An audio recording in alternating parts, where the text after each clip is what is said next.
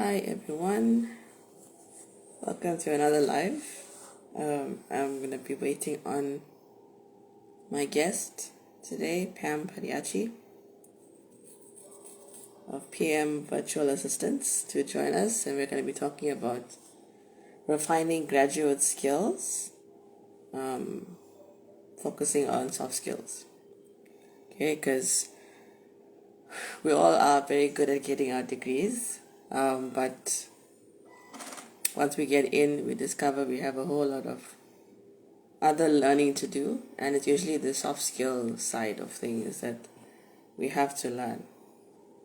Okay, so we want to focus on that because if you know what soft skills you need to develop for the legal field, then you can figure out how you're going to go about getting it, so you don't have to be surprised when you get into the legal profession, and you can go in with both your hard skill and your soft skill sets. So welcome to everyone that's joining. Hi Pam, you can send me a request and I'll put you in the video.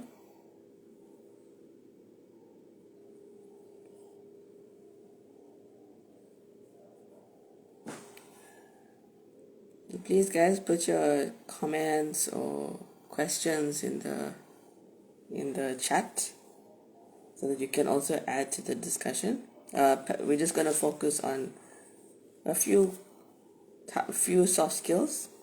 Pam's going to be on a few more times, so we'll just focus on a different set or different grouping of skills each time.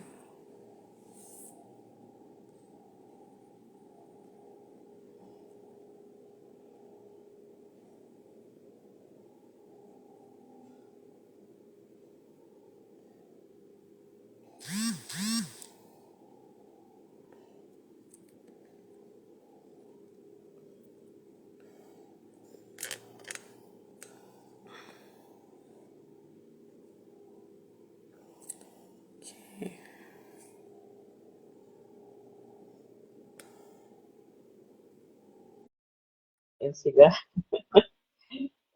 myself included. So, but I'm very happy to be getting into a space where everybody is.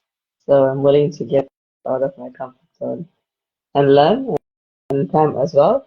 She's also not very familiar with Instagram, um, especially lives. But we are here because we want to reach you guys and we want to get you in real time. And of course, you'll always be able to watch the replay when I put it up on my YouTube channel. Please follow me on here at No Mom Lisa, my YouTube channel, same name. And then, of course, um, my biggest base is on LinkedIn, where, and you can catch me there under Lisa Valley in Thomas. I've invited you, Pam.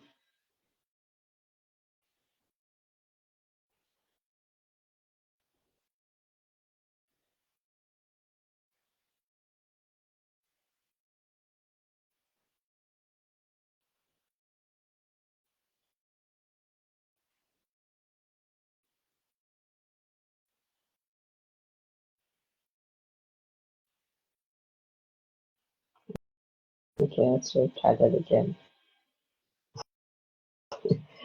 It can get hectic when you have to talk and be your own tech support, but we'll see how we do. I've invited you again, Pam.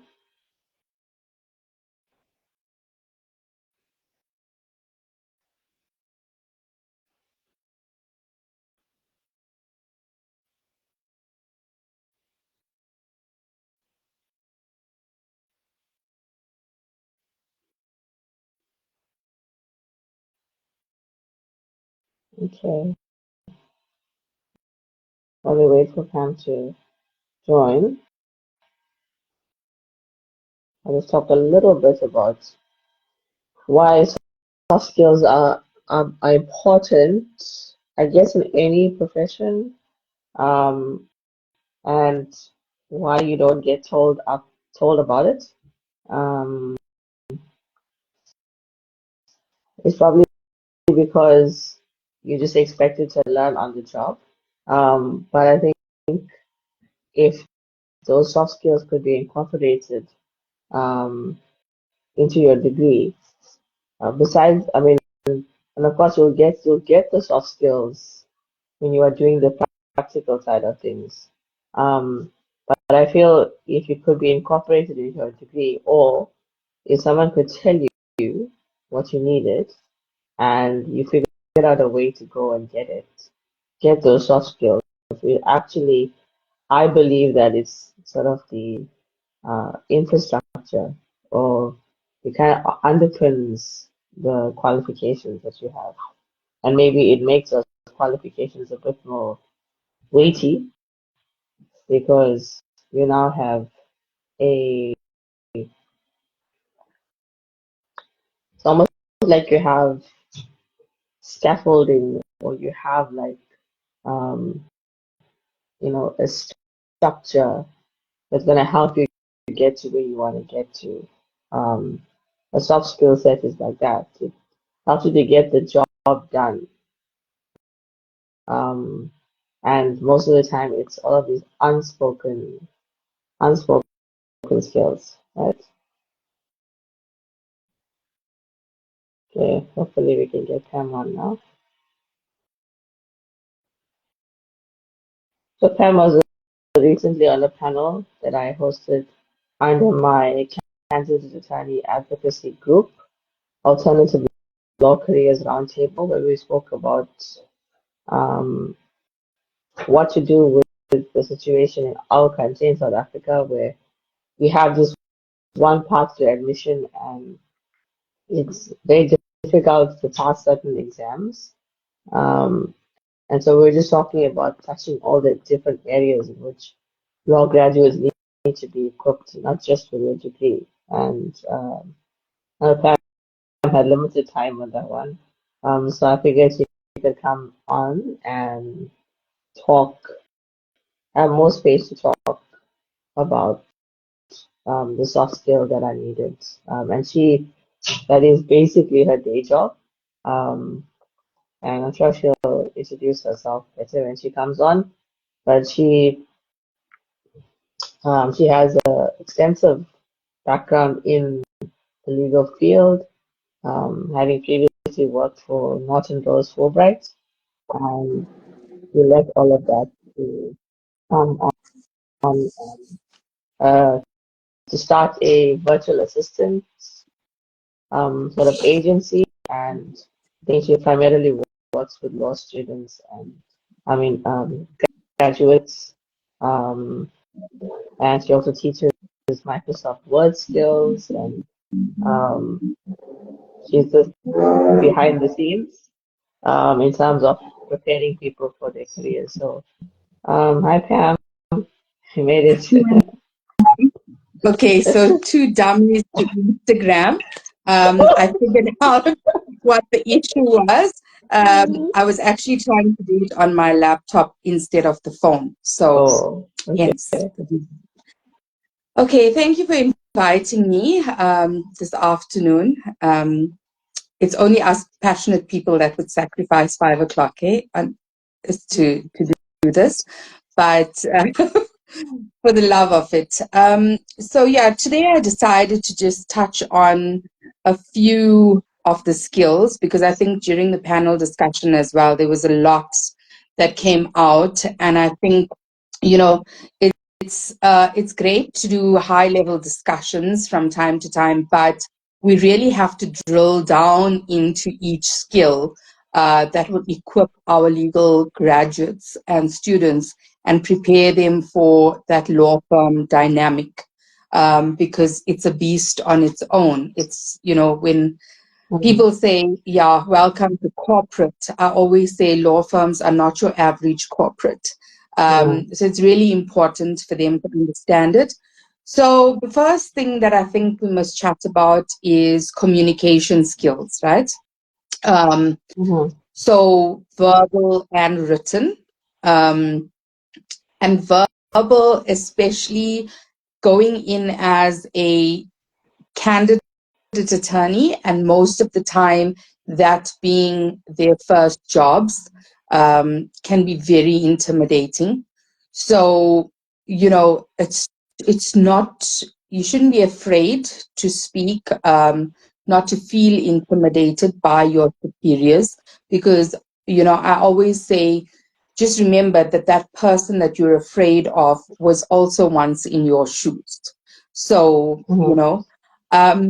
but the one thing that I do focus on a lot, especially during induction, is, when it comes to written communication skills, is email etiquette.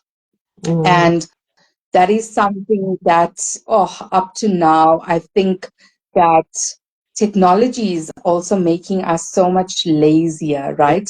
I see that people are now reacting on Outlook as opposed to just replying and saying thank you. And I was quite worked up yesterday because I had a whole lot of reactions in my Outlook. And I was like wondering, what the hell are these things? And when I went, it's like, laughing, we were as we would on WhatsApp, for example, using WhatsApp language, things like that. So I think it's so important to realize that when it comes to a work setting, and irrespective of what type of graduate you are, the fact that you're entering that first job scenario, you just need to know what is the appropriate way of greeting somebody, what is the correct way of closing off an email. I noticed that even long-standing lawyers nowadays forget to greet in an email. And I get very offended because if I haven't spoken to you for the day, either on the telephone or on email, I expect a greeting because it's normal behavior, right? I also noticed that if you greet someone and then you ask a question, they completely forget about the greeting and they skip that answer. And if they are not reading both the questions or however many questions, they're reading the first line and responding. And then you seem like the idiot or the nag where you have to then reply and say, hey, but did you see number 2? Or did you see number 3? And, it amazes me because as lawyers, we are reading for a living. We are billing clients to be able to read their documents and advise them appropriately. And likewise, we are then drafting. So there's a fair amount of reading and writing or typing going on. So why can't we take that little bit of time to take care, and pay attention to what we do? So one of the points that I discuss is because a lot of people love email trails. It's like the CYB principle, I'm going to have an email trail because I'm covering your butt, basically, right? Making this conversation real. So, but you don't always have to have an email trail. And you can simply think about whether sending the email is necessary, right? Especially if it's a quick question, you at the office, it's really just more efficient. And that's where your verbal skills come. And if you're feeling intimidated and you say, oh gosh, it's really such a silly question, but I'd rather just email instead of actually showing up and popping my head in the door and saying, do you have a minute for me? I just have one question. Because you do have some personalities in a law firm where they don't want to hear, hello, how are you? How was your weekend? They just want to get down to business. So just say hello and ask the question. So, and I was taught this many years ago because I was dealing with something that was a non-billable aspect in a law firm, right? So emailing a lawyer on a non-billable issue meant that you went further down the list when it came to his or her priorities. So I would have a catch up every Monday morning with my manager at the time, and I would say to her, okay, I'm still waiting. They didn't reply to my email. And then she said to me, listen, did you try calling? I'm like, yes, but we have call line identity. So if they see my name, I mean, one of the directors eventually kept my name spam because I would just emailing it so often because I wanted an answer. And she's like, okay, so if you feel that that doesn't work, then do yourself a favor, go to the office, pop your head in and say, do you have 2 minutes for me? And I promise you that really worked. So, you know, communication is very important because then you also start building relationships, right? And I remember there was a director who I was completely intimidated by, leave alone the fact that I'm short, but his height got to me, and also the fact that he was such a senior director. So, where I felt intimidated, another colleague of mine who was younger than me, less experienced than me, but she loved communicating with people, and you know that was her thing. And she built such a relationship with him that, you know, she would say, okay, I'm going to see so and so to confirm training, etc. And she'd be gone for over half an hour, and then she'd be like, oh, you know, Mike and I were talking and this came up and that came up. And it, for me, the level of like intimidation I felt, I could never call him Mike. I would always refer to him as Mr. So and so, you know. But that just goes to show how different people are comfortable with, you know, others.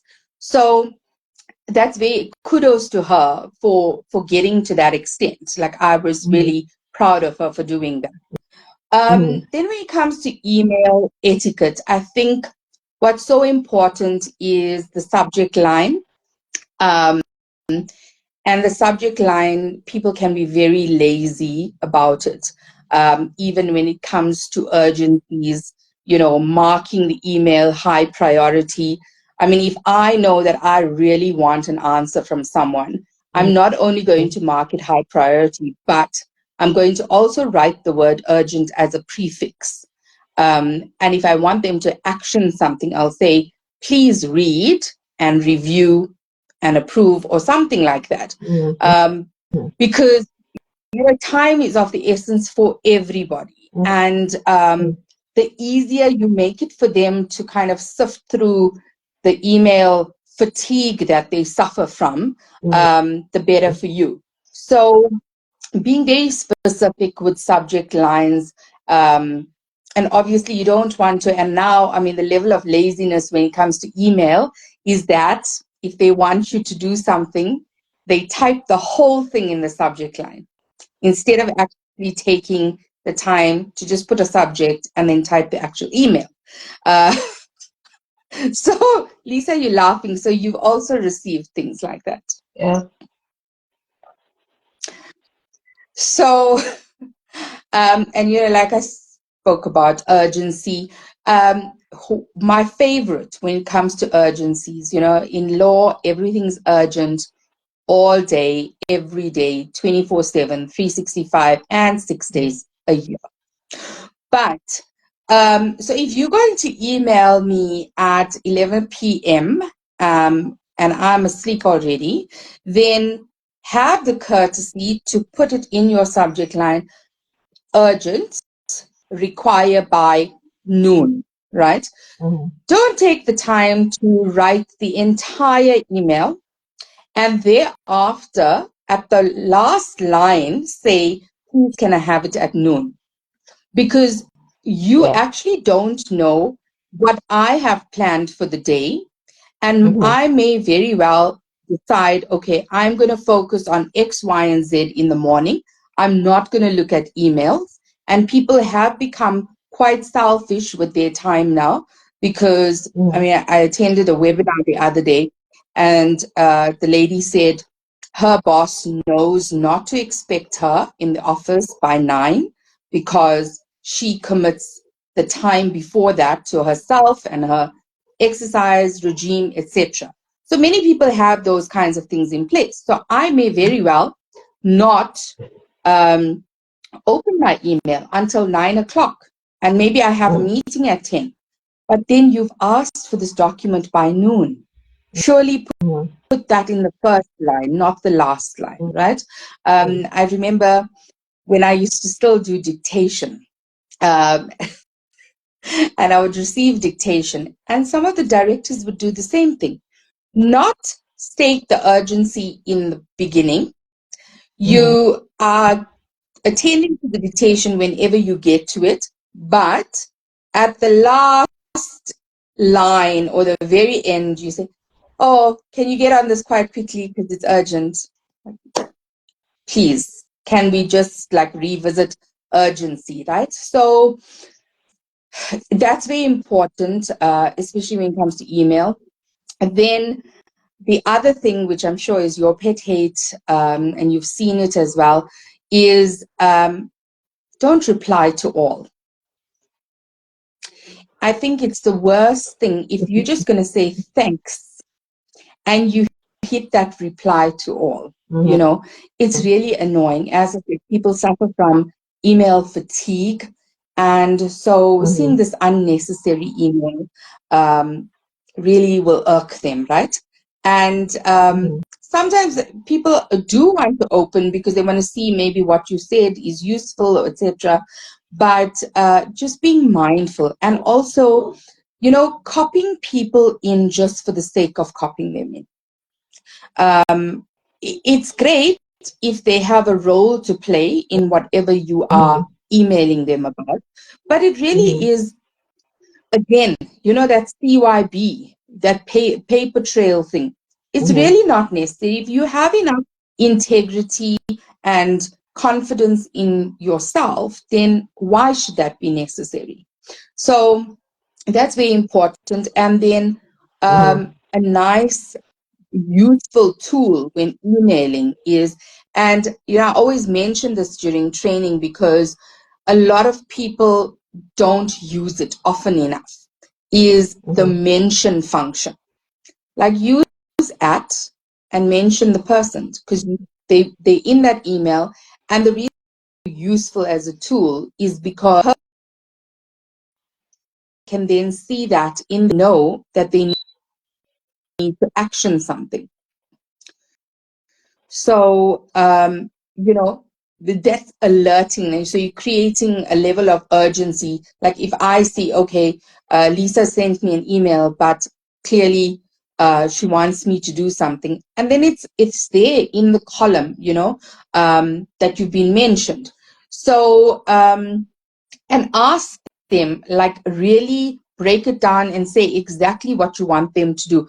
Don't write in such a manner where they actually then end up, instead of saving time and getting a response in writing, you then end up having to call to find out actually what do you want, you know. And I had a conversation with someone earlier, and she said to me, she was on her way out of the office in a hurry to go fetch her kid from school. And somebody from the office came to her and he asked her, he started the conversation as, "Do you know this query?" Now, I'm not in your head, so I don't know what you're talking about. So give me the matter number, tell me what you are talking about, give me some sort of direction. But then 5 minutes was spent trying to figure out what he's talking about. So, you know, we'd love to be in each other's heads. I don't know how advantageous that would be, but it's not the case. So be very clear when you're communicating, especially if you can see someone's in a hurry and, you know, you want an answer quite quickly. And maybe then the response is going to be, you know what, actually, we can't deal with this now because it's going to mean that we need to sit down and go through this together. Can we set up a time tomorrow? You know, so being very clear in our communication is very important. Then, sorry, I'm just looking at my points. And I always say that, you know, email is not a social platform, which some people tend to think it is, like I mentioned, the reactions and stuff. But it's still, at the end of the day, it's become a professional traditional way that we communicate. So the same kind of importance we would give a letter or a memo, and that comes to the way you addressing a person, to the way you closing it. And Outlook is now brilliant because you can also format it in a very professional manner. You can use numbering correctly. All of the tools that are available on Word are available on Outlook. So you don't have to worry about things. I notice nowadays that a lot of clients like to deal with quite a substantial amount of stuff on email. So, even inline responses. If we had to tell our graduates do an inline response, they would have no clue what we're talking about. But an inline response would be you replying and you saying to the person, please see my responses below. And then either typing in a different font color or bolding your text and bringing attention to that, right? So that's quite important. And, just spelling, please, can we please check spelling? Because it is so embarrassing. It is really embarrassing when you are saying to a prospective employer, I received 3 applications for jobs this week. And the one had the audacity to copy several email addresses, put it in the to line, and then it was application for VA position, and it said, dear recruitment manager. And I'm like, okay, so you're just doing a bulk application here and, hoping for the best. But that just shows me that you're not taking pride in your applications in any event, right? And during the panel discussion as well, I spoke about spelling and not taking the time to decipher which is the person's name and surname, right? If I'm going to get an email saying, hi, Padayachee, you've lost me there, right? You've lost me right there. So, and I think that once again, because we're saying that it's a professional platform to communicate, I think that sloppy emails show that you just don't respect the recipient of that email, So just be mindful of that. And this other point is very important because I think we're all guilty of it at some point or the other, is if you're irritated or angry at the email that you've just received, is to just walk away and go and have a breather, because things said in the heat of the moment cannot be taken back.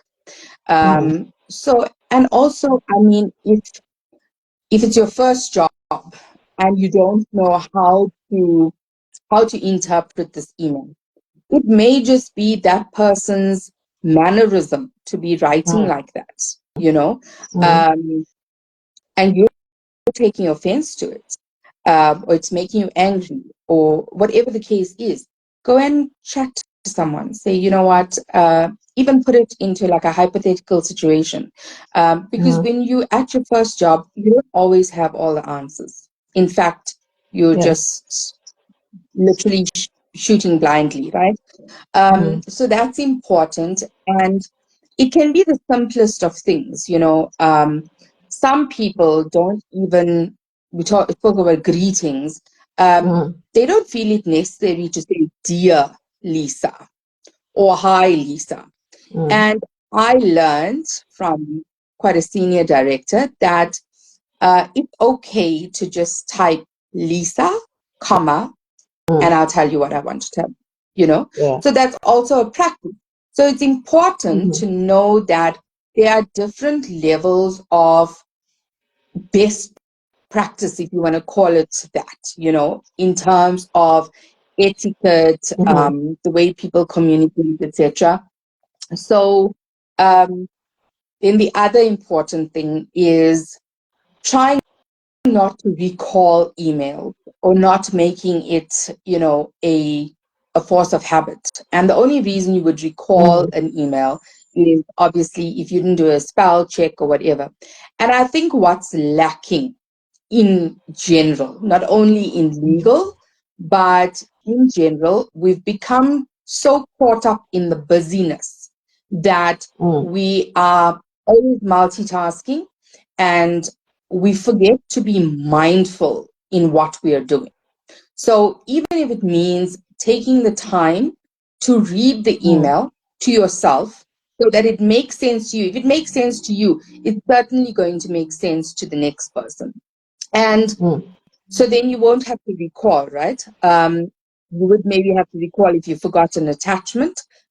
I mean, Outlook also alerts you to that from time to time. If you use the word attach in your email, then when you push send, it tells you forgot to attach it.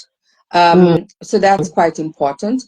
And the one thing that really is my pet peeve is when you're doing an out of office or an automatic reply, right? And let's say you've been on leave or you're going on leave, or actually seeing as all the kids are writing exams now, they are on a study leave. So write that out of office as if you were writing an email. Greet the person. Well, you obviously just say a generic hi. I'm out of the office currently on study leave during this period, and stipulate the period and put further details. If there's somebody that they can contact during your absence, then put it there, just so that firstly, if you're working on a matter with someone, then that something doesn't slip through the cracks because it could be a very important aspect of the matter. And just ensure that that also is professional, and also just get into the habit of switching it off when you get to the office, and being mindful that when you're going on leave again, to revisit that auto reply, because I noticed that even some people that have been working for quite some time, they forget to change their out of offices. So they probably still have their December leave message on, and they've gone on leave now, forgot to update it, and it says, I'll be back on the 8th of January, right? Very embarrassing. And at the end of the day, we just need to be professional, right?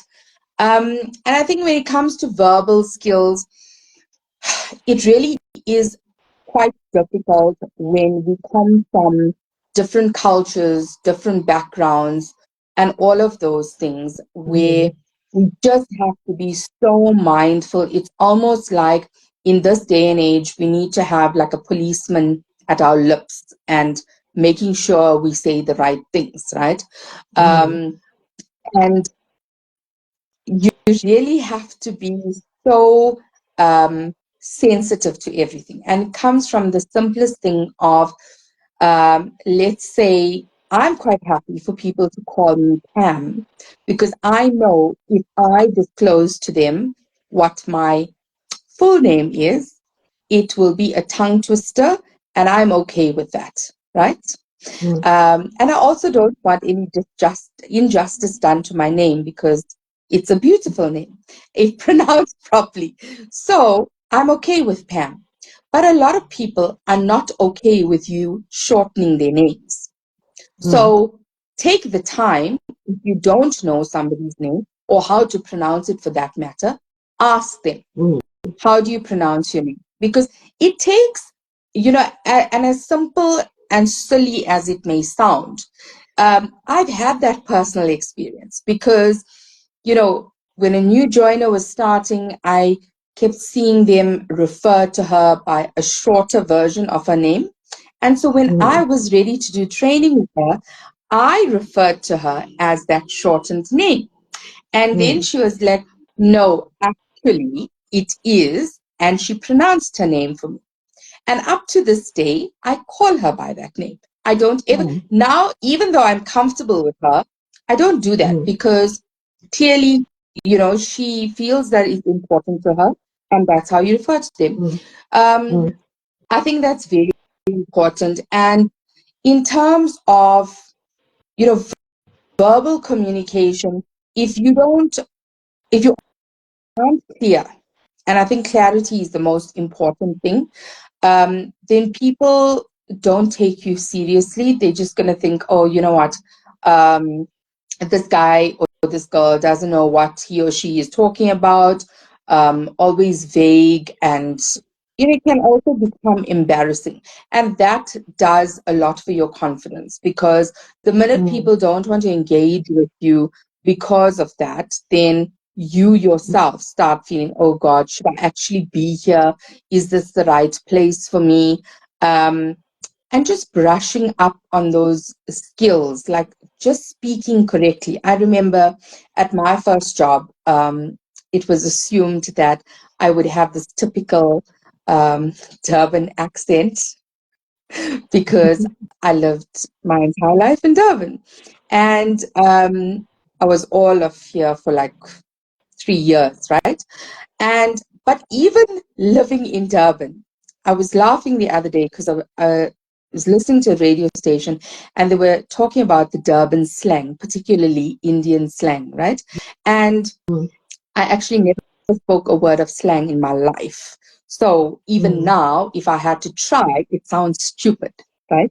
Um, so um, my boss was like, and he worked in Durban for quite some time, and he would always put on this accent and, just joke around with me and stuff like that. And I was like, you know what? I don't know where you get it, but you get it on point. Like you sound just like that. And he's like, yeah, mm, but I don't know what happened to you. You clearly have like an identity crisis or something because you here speaking a Queen's English and, things like that. But when you're in a professional environment, and I think, what helped me was coming from Durban, going to Wits and having to make friends from scratch and being um, being actually part of this multicultural, diverse group of people, you mm, interact differently. You pick up certain mm, things that are appropriate, things that aren't appropriate. So those things are very important.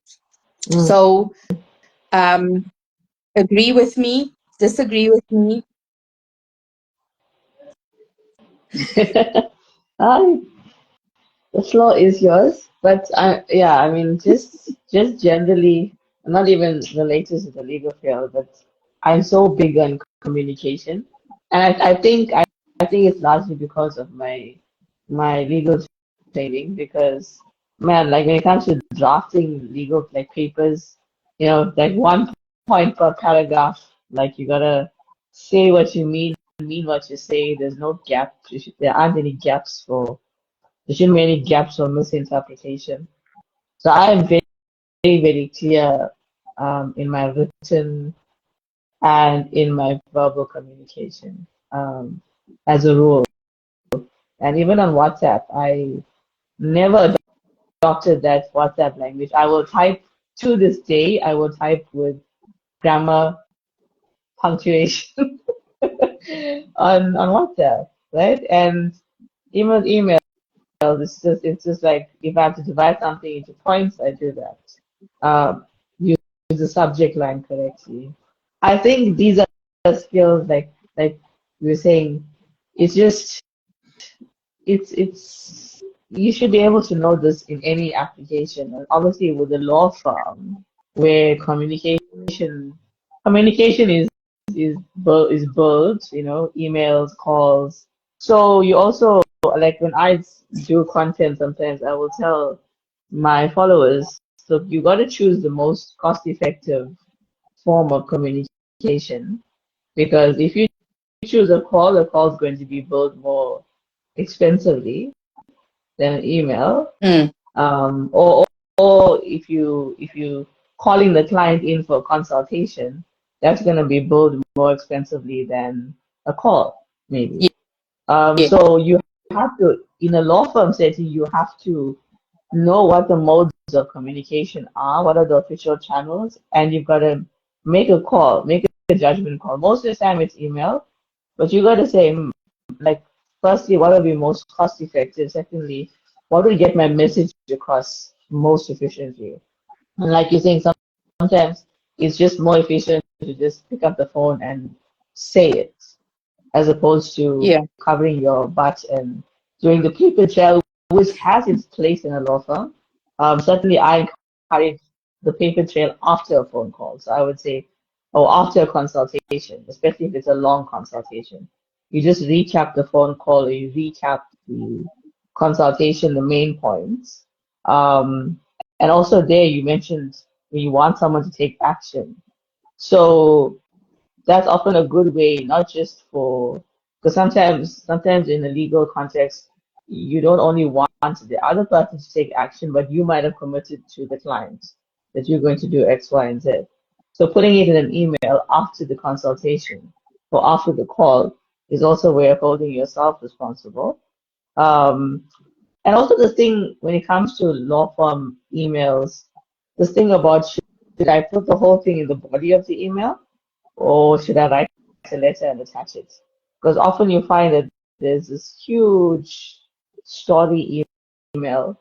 I know I get lots of those in LinkedIn, on LinkedIn, the DMs, like this long story. And then I wonder, okay, could this have been better suited to a short introduction and then say see attached letter where everything is Mm. set out in copious detail. So there's that dynamic as well in the law firm. Like if you're communicating, especially if you're negotiating a settlement agreement, or where you got to respond paragraph by paragraph to a letter, for example, you can't respond to a letter using an email. You got to respond. If you're going to do that, you'd have to attach another letter. Because in that letter, you want to respond. Your letter, you want to respond paragraph by paragraph to the letter that was sent to you. So I think there as well, like just matching up the communication, where somebody sends you a call, if it makes sense, call them back. If they send you an email, email them back.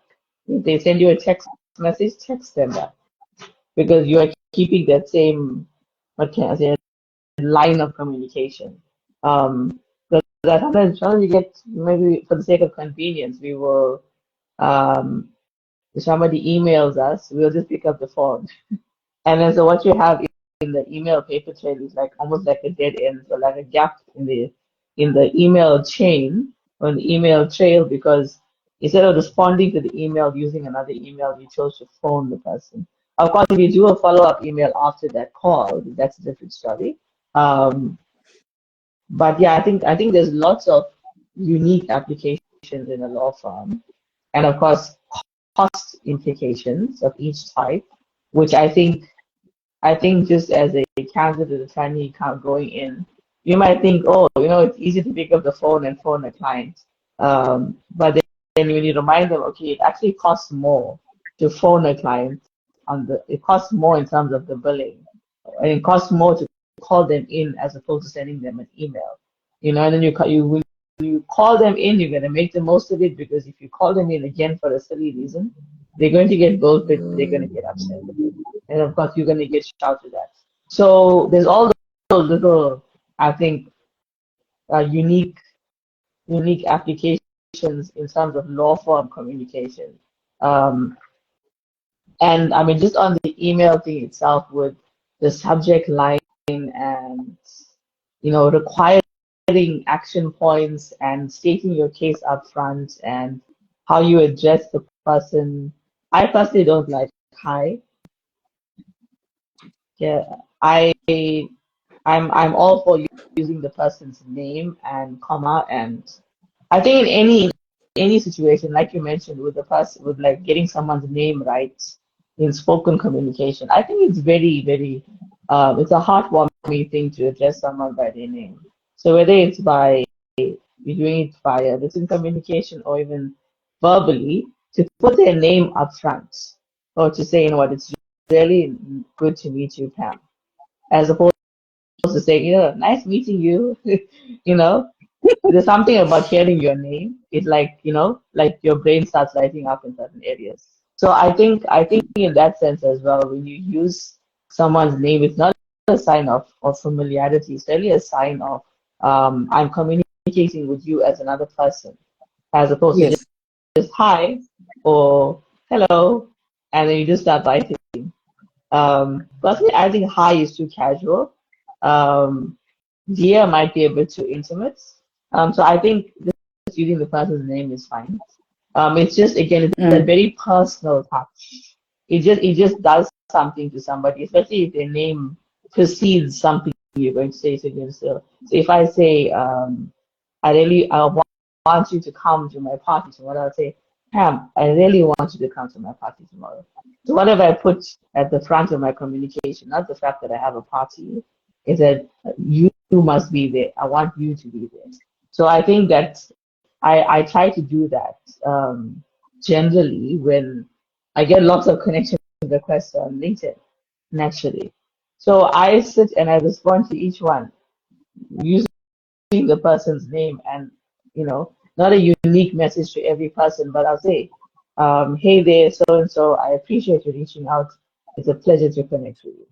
And there, if I could take a pet peeve in terms of LinkedIn DMs, it's using the algorithm. And even in email, it's using the Oh, algorithm yes. suggestions, the AI suggestions, rather, to respond. So I will give this flowery, very warm welcome to my network, and um, I would, I call it the likewise group. It'll say likewise. I'll be like, no, you didn't just you didn't just neutralize my very, very personal, warm greeting into my network with a suggestion from an AI suggestion.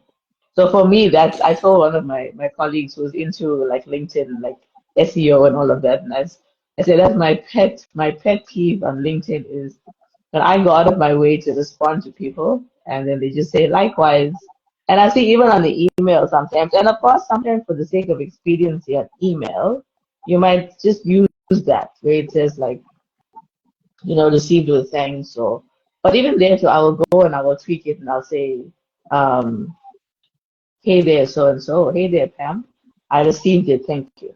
So even with the AI stuff, it's just a prompt. So it's prompting you as to what is suitable to say. So received with thanks, you could always expand it and say, hey there, Pam. I received your email. Thank you very much. You you're taking Yeah, the I think prompts that's from a AI, very but you're important adding point. you're adding your own.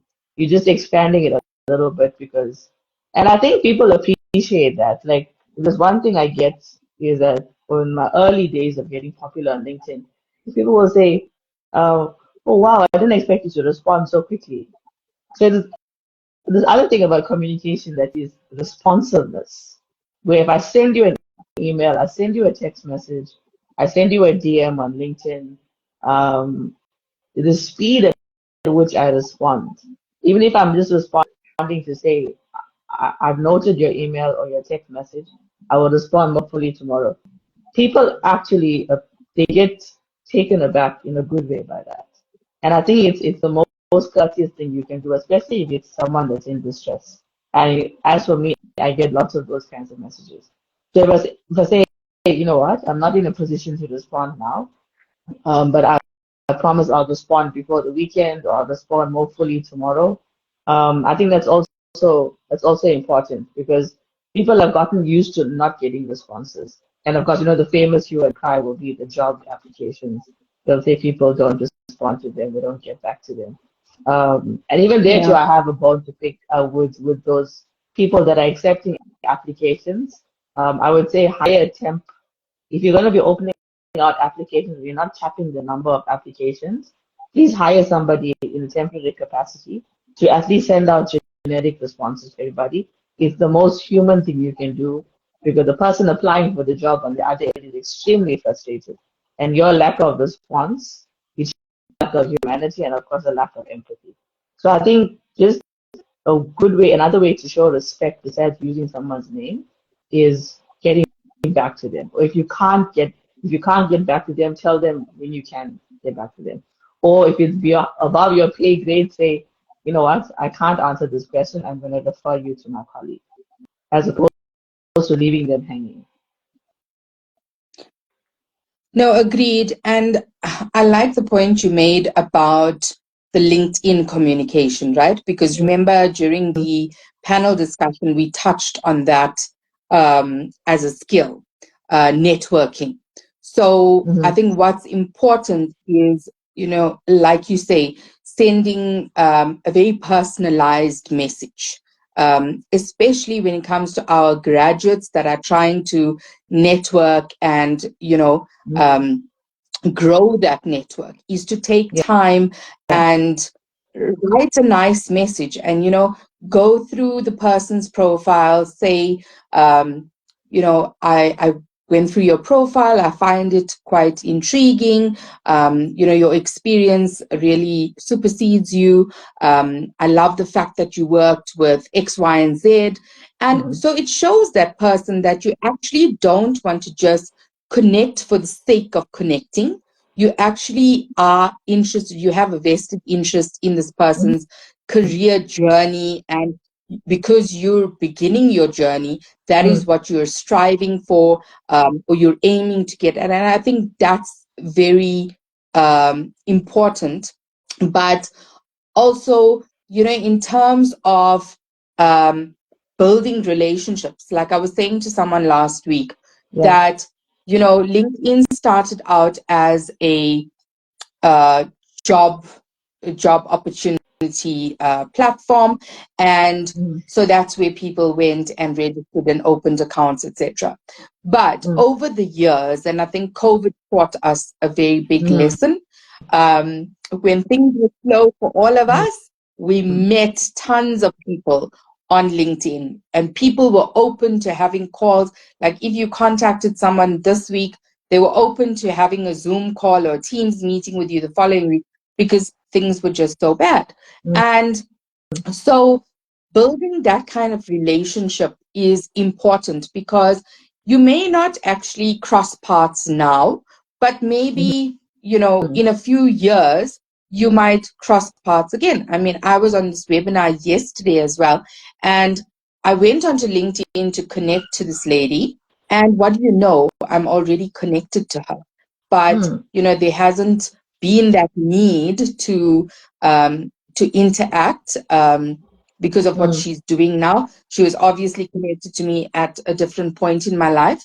But it was just very heartwarming to see, hey, you know what? Small world, I'm actually connected to this person. And what I noticed also, like you're talking about the AI messages.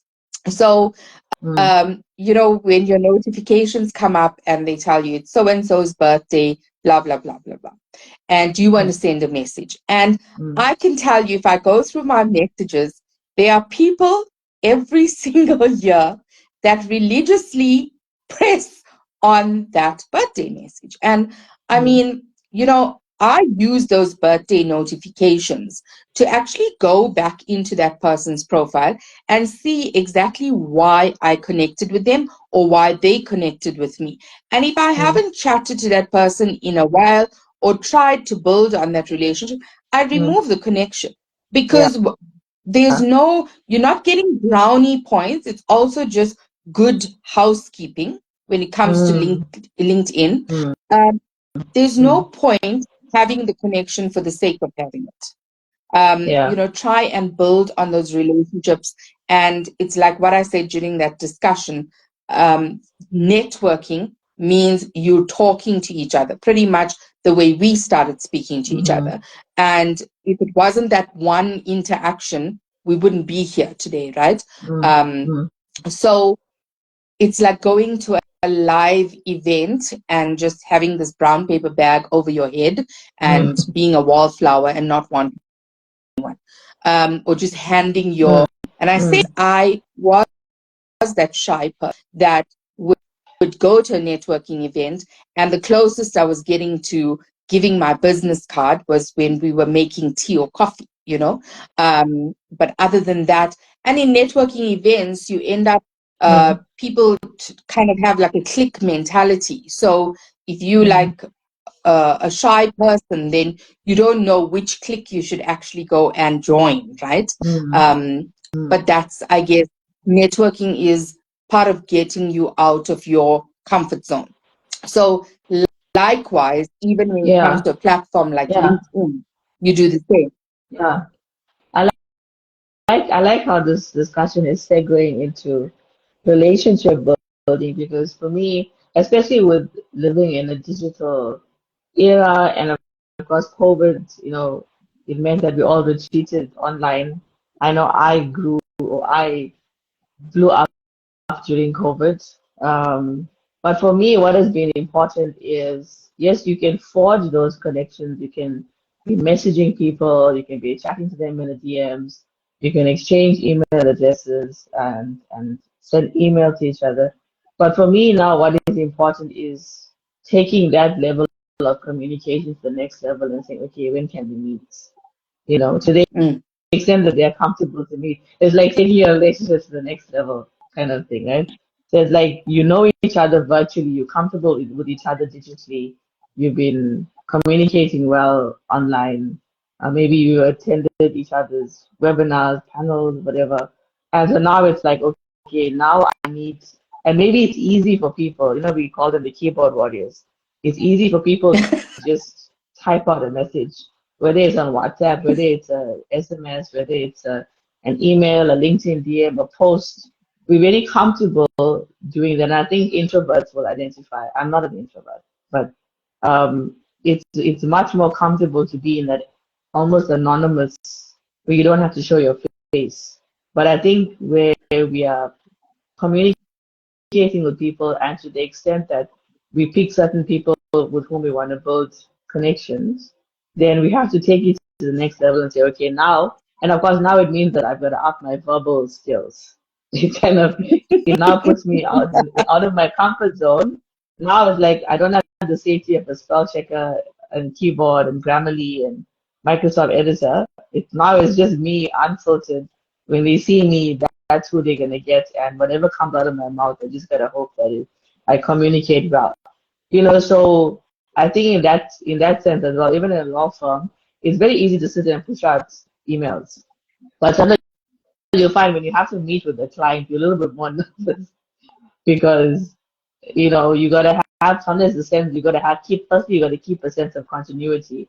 If you've been contacting them on email, they're like, okay, this is what we discussed in the previous email. So there's a pressure to keep the continuity, but also you've got to present yourself to a client, and the verbal skills that are required now are way different compared to maybe the craftsman, the penmanship you've been demonstrating in your written communication. So I think in terms of that client thing, and of course building relationships with people that you would otherwise be typing to. Like for me, I'm finding myself in that space where I'm identifying certain relationships that I'm like, okay, I wanna take it to the next level. I wanna do in-person networking, or I wanna meet this person for coffee. I wanna take it to the next level. Be comfortable with each other on text message. But now I want to, maybe my verbal thing might not be so grand. Maybe if I put myself in the deep end, then of course I'm going to be forced to learn some proper verbal communication. Because often you'll find that the person, like this catfishing situation, where you're very comfortable with them when they're catfishing you. But when it comes time to meet in like 90 Day Fiance, like you get the shock of your life.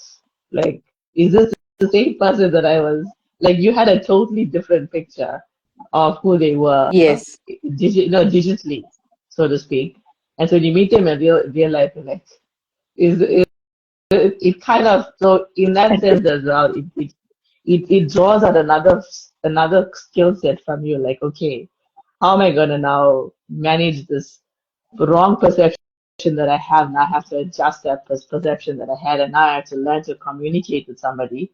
And I think we must learn to guard against that as well when we are talking to people digitally, where we form this perception about them, and then when we end up meeting them in person, turns out we were completely wrong.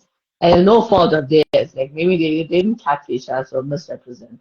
Our brains just did its thing and formed this perception. And so now we have to grapple with this dissonance almost of, oh, because I don't know if you experience this, but sometimes I'll look at people and I hear them and I'll say, okay, you sound like what you look like. Like I spoke to somebody earlier this week and they didn't put their video on. And the first time ever I was speaking to them, I was actually quite nervous, although it was digital, and started speaking and I got knocked for a six because when I see a face, I'll say a post on LinkedIn, like I had a different voice that'll come up in my head. And so now when I heard her speak, I was like, I had to like gather myself, because that accent was not what I expected. So she's not somebody who sounded like she looked. As weird as that sounds, she didn't sound like the voice didn't match the face, or at least my brain didn't match that accent to her face, that face. So it made me, even digitally, I had to just do a double take, um, and just adjust myself and make sure that, because it also intimidated me. The accent intimidated me. And I'm not someone that's easily intimidated, so that's saying a lot. So I have to like just adjust myself and just wing it. Um, but I mean that again, that goes to show like it draws out another skill, another, I guess, communication skill subset from you, where it's like you have to firstly guard against these perceptions. You got to manage perceptions, where you have digital relationships that you eventually bring into the real world, or you make it materialize, and then I think with time you can get good at that. But for me, it was and even somebody might present really flashy online, and when you meet them in real life, they're like, they kind of like this completely different persona, and you're like, you have to do an adjustment. Maybe you even came overdressed because you saw how they dress on, their photographs, and then you came overdressed, and they were wearing board shorts and a t-shirt, and you came with like smart pants and a shirt and all that. So I think I think we kind of take it for granted that our written and verbal communication skills are on par with each other. And the mistake that I often encounter is people think it's the same. It's not the Yeah, same. That if you speak it's well, you'll not. write well. If you write well, you'll speak well. You could be a very eloquent speaker, but not know how to compose an email, or how to compose a text message, or even how to you could get your point clearly across in a speech, but not be able to do it in an email, or not be able to respond to somebody as clearly if they are asking you something. But when it's your turn to speak, you got everything down. So I think obviously we can talk about it. There's so many communication skills subsets, just in life and within the law firm application. Like it's something we have to constantly work on. I know, like I said, I get challenged. I challenge myself. I mean, I'm a native English speaker. There's still some words I don't know how to spell, and I get internally embarrassed when I realize I still don't know how to spell certain words, and I'm gonna let the spell check help me. I mean, so it's like even for native English speakers, and we'll keep it to English because that's primarily the audience, but we we kind of take it for granted that we know how to get things across. Um, and one last thing that I want to bring out is that we don't. What I found in all kinds of communication that I encounter, not just legal communication, is that people don't take into account the condition of the recipient when they are sending a message. So you'll send a very, very emotional message or a very technical message at 7 p.m. and I look at that message and I want to give up the ghost, you know. Or somebody, if I send them a message late for whatever reason, and they like kind of like snap back at me, my what was the gut reaction is, oh, what's wrong with them?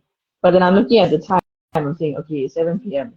They probably maybe dealing with children, or they juggling something else with family or whatever. So no, I can't actually get offended. But I think when you choose to send your message, and I now use the scheduling tool on Gmail, because I realize, especially on the weekends, I want to get work done. I want to get emails out, but everyone else is relaxing. Um, so I gotta be mindful of that and schedule the email. If you can wait till Monday morning, then I schedule it for 8 a.m. on a Monday. Um, and of course, WhatsApp is slightly different. You would have to know, okay, the person, maybe they okay. Most people are okay with receiving late messages, but again, you don't want to be doing things like arranging times, and it's the nature of the message that will also you'll have to be mindful. If it's something like that, then you're gonna send it rather in the morning, because then the person will have access, maybe have their computer open and have access to their calendar. So I've often found that situation where in receiving certain messages, um, the person is all trying to get it off their chest. They're happy that they got it out, but they don't know in what state the recipient is in. So when it comes to me and my stuff, I get lots of resignation emails, and somewhere in the resignation emails there are lots of accusations. And if it's coming at the end of a very tired, otherwise tiring day, and someone's accusing me of having exploited them, okay, I am not in the best condition to receive that email. But let's just say I'm not in the best condition to respond to that email, and my offense level will be very high. But for them, they got it out, so it didn't really matter what position I was in to receive it. So I think as well, just being mindful of the nature of your message, whatever the medium you choose, being mindful of if you're sending out a certain type of message, um, can I be cognizant of the recipients? You know, if I can schedule it for a time that I feel will be better, will be in a better position to receive it, then I do that. Then I can do that.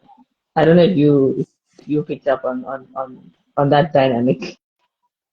No, that's bringing back a lot of memories. I remember, and Mm. thank the Lord that there was no smartphones back in the early 2000s, Yeah, because I don't know what would have happened.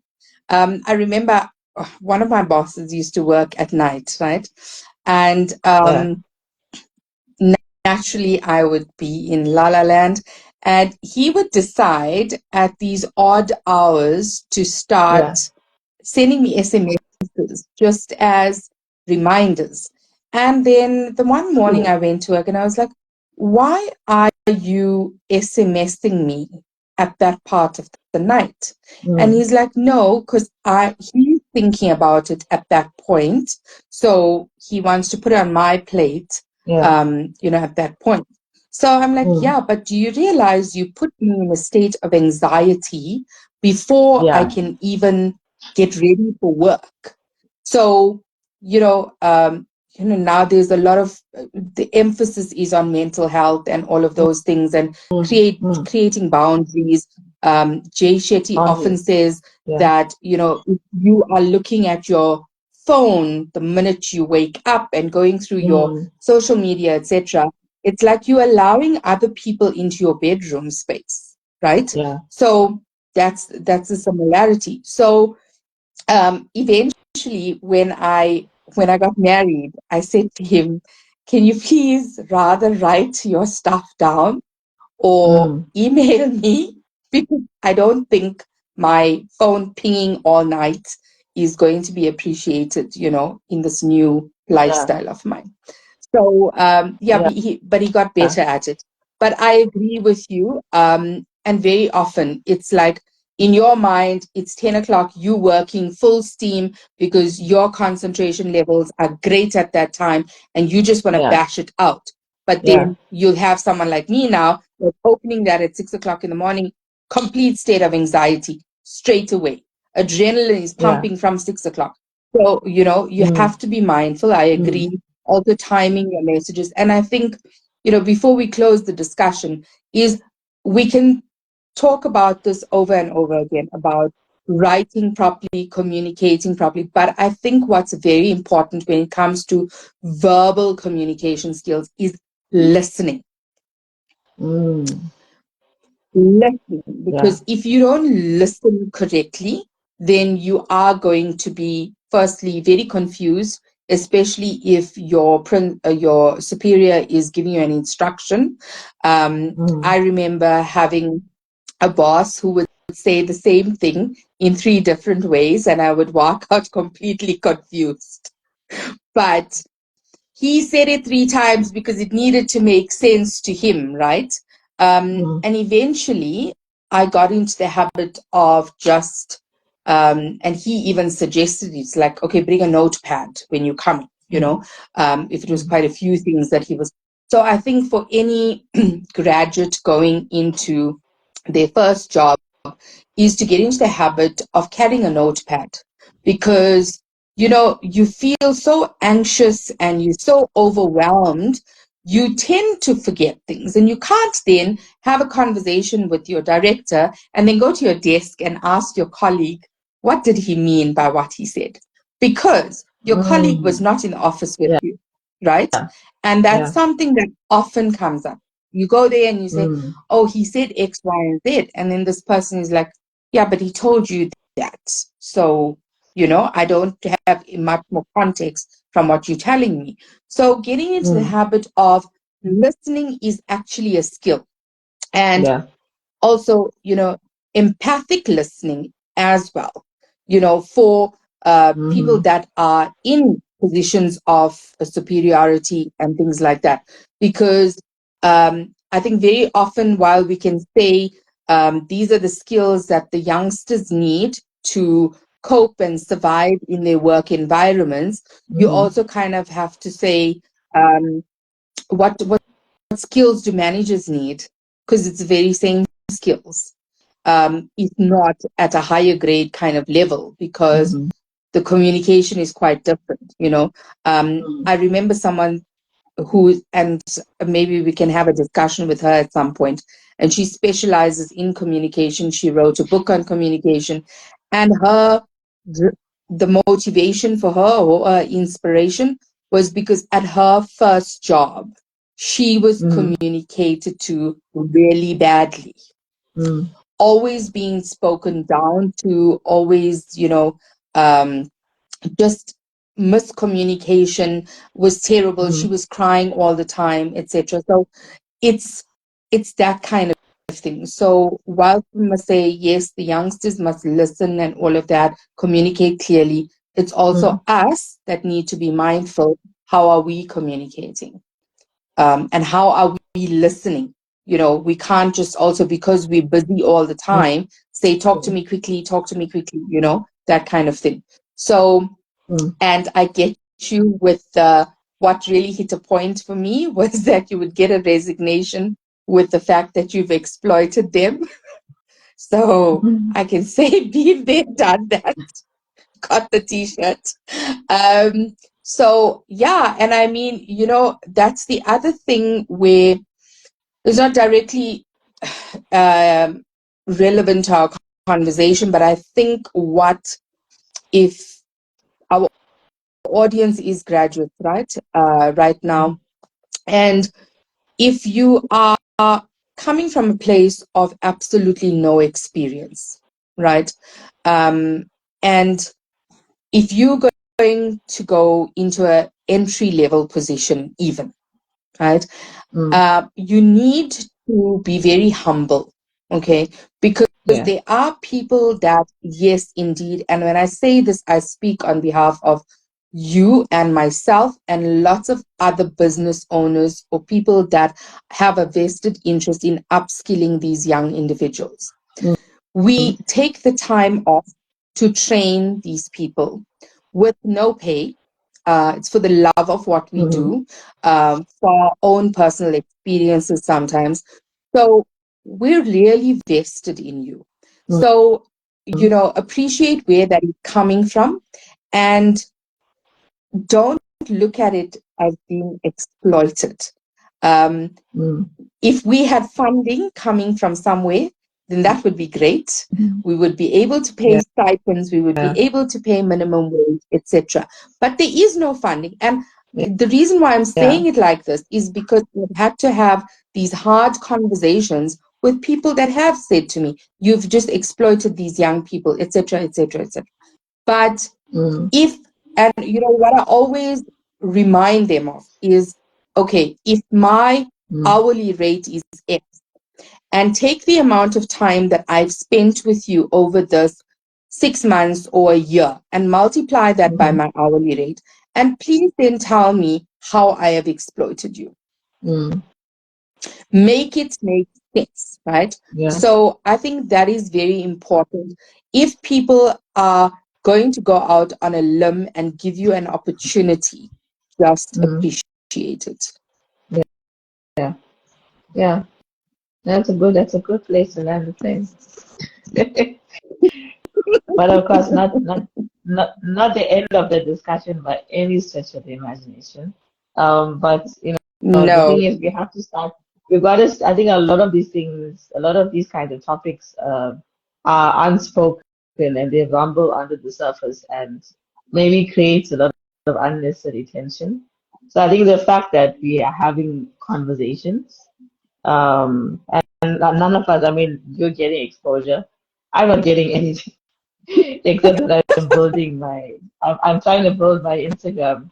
My goal is to like build my presence on Instagram. So again, there's no vested interest in this. We're just having these very pertinent conversations that if nobody else ever speaks about them, we've spoken about them. And I'm a big believer in if we no one can say, you know what, nobody gave us an opportunity, no one addressed this topic, nobody made it better for us, no one told us what to do. So the more things like this that I host or other people host, it just means that there's less of an excuse to be bad at what you do. There's less of an excuse to be unskilled or to be have a skills gap. Because a lot of these things are stuff that we've also learned on the job that we are imparting. And it's coming, I mean, it's coming at a not at a premium. We're not getting funding like you said, but we're just passionate about. Um, we want them to get it right. And of course, get it right in the shortest space of time, so you don't repeat the mistake. Which, if you go on in life and you're repeating mistakes, they often end up costing you really badly, financially, emotionally, reputationally. So we don't want, we look at the long-term thing down the line. We say, guys, get it right now when the stakes are low, because I promise your life's going to get harder. The workspace is going to get harder, and if you continue to make the same elementary mistake, it's going to cost you in so many ways later on. So thank you, Pam. I can't remember Thank when's the you. next date, but I'm sure my calendar will surprise me and tell me. Yeah, And then it's I'll in our quickly calendars. Thank you. scramble and hit live. They're like, oh, I have a live tomorrow. So yeah. And of So I course, think, from your people side, should reach out. So on link, yeah. I think from your side, you must just not say that you're just trying to get better at Instagram and whatever. I think what you do is invaluable. Okay. So I think you just your impact and the fact that even if you have to deal with a lot of job applications and all of that, I think it speaks for itself, right? And I think that you are amongst there's a lot of us out there that are unselfish to our knowledge and our expertise that want to share. I mean, I would have loved if this was available when I was starting my first job, because when I say entry level positions, I mean like applying for a switchboard operator position when you don't even know what a switchboard looks like, let alone seeing a fax Yeah. machine. So, you know, we've been around the block, I would say. You come with a wealth of knowledge, and yeah, we can only make lives better, right? Yeah. So this is part of us, a small section of us pouring back into the world. We do it in our other respective spaces. We're always spreading our tentacles far and wide. But yeah, it's a small, and of course we want to go where the people are at. So I've heard that this is where the younger group are at. So I'm willing to up on my social media skills and go to where the people are and of course meet. I'm never one to come onto social media for the sake of it. I'm not a gratuitous selfie poster and showing off what I shopped and what I ate, and I'm not that kind of social media. For me, whatever platform I go on, I have to add value. But if I post Absolutely. a selfie, it's just to personalize what I'm saying.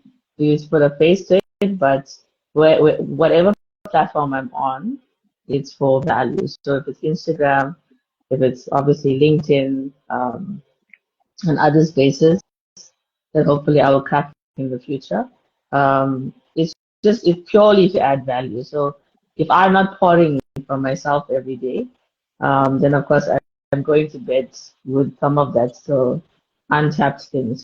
So for me, it's important for me to just keep pouring from myself, so that my grave site doesn't become a rich place. I never want to die with even a drop of my potential. Um, that's not, I'm not going to enrich the grave. I'm not going to let it go into the box with me or be cremated with me. Yeah, so every avenue, every chance I get, and I'm sure you're the same. We're driven by this passion. You want to just pour out what we have to give, and that's what keeps us driving, even though we get those messages and discouragement. They're very difficult, admittedly, to work with the demographic that we work with. And I can see why most of my colleagues shy away from it. But I found myself getting up and doing it again the next day. So there's definitely something that is some hidden drive that gets me. It's like, it doesn't matter what you say about me and call me whatever, and say I'm doing this and that. I care about you, and there's nothing you can do to change that. And I'm going to show you I care in different ways. So um, I it just keeps me going, and I think if I even leave this earth with a drop of my potential, it will be a bit too much left behind, or too much retained. So hopefully I can squeeze myself. And I often use the late Queen of England as a role model. Just from 24 to like what 100 and something, it was like a life of service. So I took a lot of inspiration actually from her funeral, and the fact that she committed, not knowing what she was doing when her father died, committed to like living a life of service to the kingdom, and then did it for like what 7 decades. So if that's anything to go by in terms of the human benchmark, then I have a long way to go. And everything that we do, ultimately, you and I and people similar to us, we do it out of service. We do it out of our humanity. We do it because we are empathetic people, and we don't want others to be or make the same mistakes we did, and want them to be polished and brushed up. And especially if they're going to the legal field, um, you don't want to put all of that learning to waste. Because as I said at the beginning of this live, that is like the substructure. All of these soft skills that we're going to talk about, they actually make that piece of paper work. They make that 4 years or 5 years of studying actually mean something. If we have all of these um, sort of installations or skill sets that can make that degree work and make that investment, that financial investment worth it. So if you don't do that, if you don't invest, if you don't think you have all the skills it takes, if you think that you have just a degree and that's enough, then it's going to be a lot harder going. So, and of course, you're going to mess up unnecessarily and embarrass yourself unnecessarily, albeit having a law degree behind your name.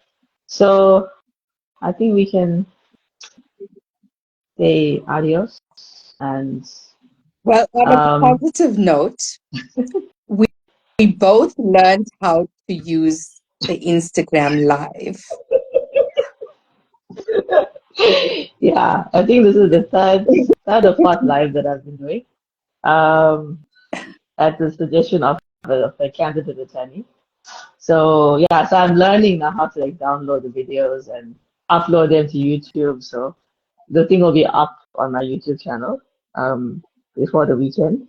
That's why I said to send me that picture for the thumbnail so I can, and I'll share the Okay. link with you so you can also put it up on your end. I mean, and just this whole thing as well.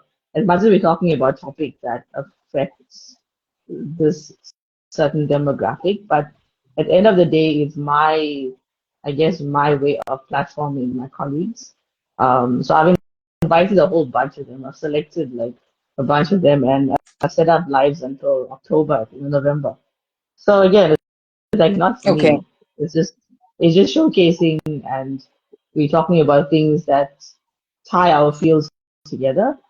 So I'm talking with a social worker with whom I did a webinar recently.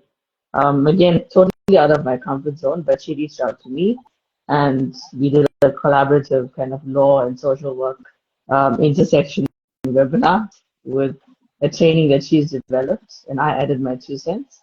And so I've called her on. It's literally just on another level, it's me showcasing my colleagues. And like you said, you were having that marketing discussion with your marketing person, and then I asked you if you want to come on live. So, Yeah. you're going to win, and hopefully I can win, but my win is not prominent or is not front and center. I'm literally just promoting colleagues. And having these conversations is also promoting your skill sets, promoting the stuff that you're passionate about, promoting your businesses. So, um, not just helping the young ones, but also uh, helping. That's something that I feel like if you continually add value and you do things selflessly, I've seen it come back. So who knows how this one will come back. but yeah, it Yeah, was my but even pleasure. that's what it's about, right? Selfless service, Mhm. irrespective of what faith you follow. That's the bottom Yeah, line. yeah, So yeah. thank you very, very much for having me and hosting me. And yeah, maybe this will just get the confidence levels up for being in front of this camera. I also don't like cameras, to be honest. I don't like cameras. But I mean, my son, my So, bedroom is a studio now, so it's like it's a foregone thing now. I've got ring light and webcam okay. and lapel mic. Yeah, so it's like it's getting kitted out as a studio slowly. But yeah, I mean, we do what we So, have to do, right? yeah, We get into a discomfort zone because again, we want to reach people and we want to, like I said, I want to help you guys to get your skills, your skill set, your knowledge. But I feel so many people we have, it's so good not to share it.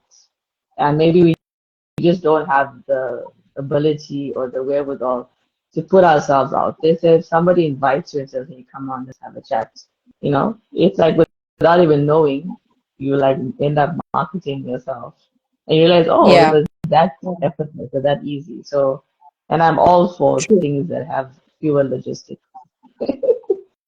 Absolutely. Okay, Absolutely Pam. agree. Have a good Cheers. evening. Cheers. Okay. Bye. Bye. Bye.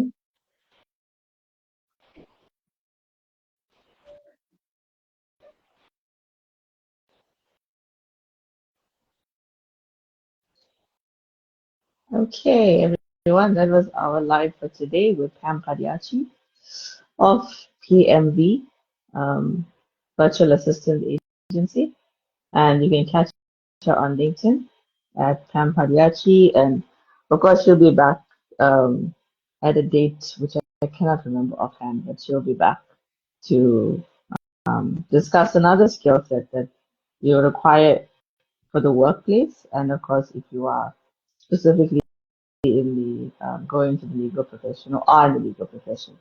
So thank you so much for watching, and you can catch this replay here on my Instagram, or you can catch it on my YouTube channel. Subscribe to at Lawmom Lisa, LAWMOMLISA. Thank you so much.